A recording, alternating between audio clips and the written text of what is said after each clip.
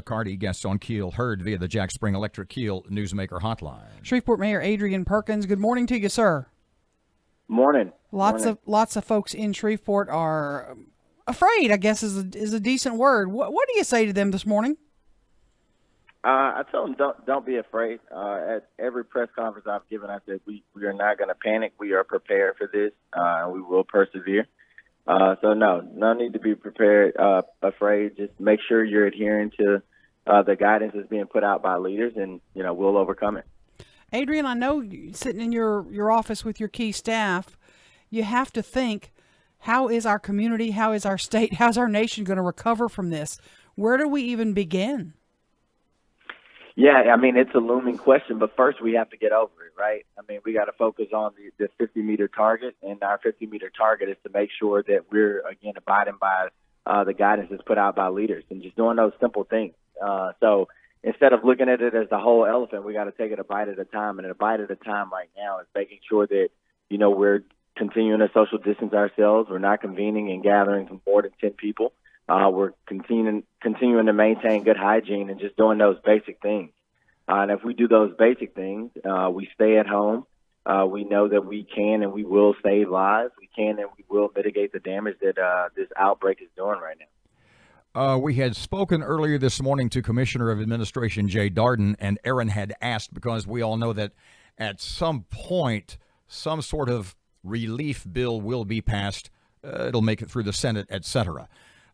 Can you tell us anything about what you know about that, as far as how funds will come to the state, directly to the cities, how they may be distributed, and or what the specific needs in your mind of Shreveport might be?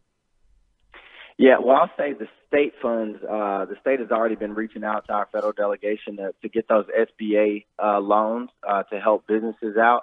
I don't know if you all saw, but I signed on to a letter with the U.S. Conference of Mayors trying to get $250 billion released directly to cities in the form of CDBG grants, so that cities could provide relief to local businesses, employers, et cetera. So I think it can come in various forms, but obviously I'm at the city level and we're on the front line, so I prefer that we get resources as well, because we can be a lot more flexible and tend to those very unique needs of Shreveport. Not necessarily should you take a political stance in this, but it seems to me, and I was talking to a couple of folks yesterday, that at the city level and at the state level, the bureaucracy, the infrastructure to distribute funds is already in place. Doesn't it seem like it would be a lot easier for the federal government to give the cities and the states money rather than create a new federal bureaucracy to try to oversee everything? Robert, I don't think that's partisan at all. I think you're absolutely right about that. Yeah, we know, because we're dealing with the impact of it, that we can't get mired down in partisanship right now. We know that we need funds and resources so that we can provide relief. I talk to small business owners every single day. I talk to employers every single day that have been laid off, their hours are cut. And they got to put food on the table tomorrow. So all the gridlock and partisanship going on in D.C. right now, we cannot afford it. It would be best if they issued it to states and cities like today.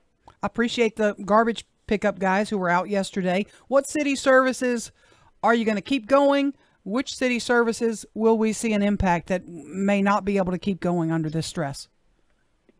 Well, first off, thank you for acknowledging those our sanitation workers that's out there every single day working their butts off. And a lot of citizens don't appreciate that, but people are still going around. Our employees are still going around every day and providing that service. But also, there will not be an interruption of our first responders, police and fire, are out there on the front lines as well. We SPAR as well. We've mitigated a lot with SPAR. We've taken away the outside recreation centers, inside recreation centers, but walking trails are available, so we've modified SPAR.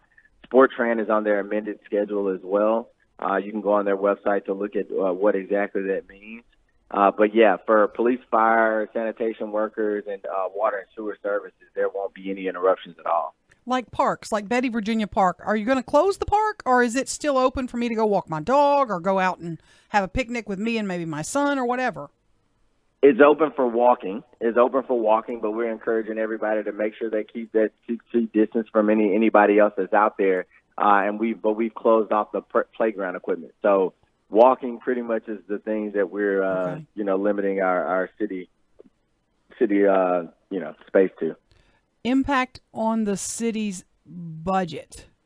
Is it hard to tell? We're hearing reports now that there are 71,000 unemployment claims this week alone in Louisiana. A bunch of those have to be Shreveport. A bunch of those are going to be folks that are right here and that are getting impacted. The city budget too, right? Oh yeah, and let me tell you something. Sharika Jones-Fields getting into that CFO spot couldn't have come soon enough, and she's monitoring this every day. But right now, we do not have enough data points to do that predictive analysis to where we're comfortable with. So we're pretty much embracing for the worst with this. You're right about those unemployment claims. The governor has me on his morning call sometimes when he's briefing the agencies. And I mean, we're issuing, I think we went from $11 billion of unemployment claims 1 week to $16 billion the next week. And obviously that was last week. So it's just going to continue to go up the longer that we're in this state. Our last 30 seconds or so, your message to people in your city, my city today, what is it? Well, I mean, I can't even express myself today. Sorry. Yeah, no, I completely understand. And a lot of people have that frustration and, like you said, that fear right now. And I just tell everybody to stay encouraged.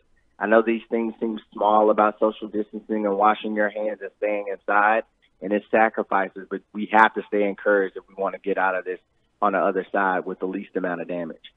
Shreveport Mayor Adrian Perkins, thanks for your time. I'm sure we'll talk again soon. Thank you, Aaron.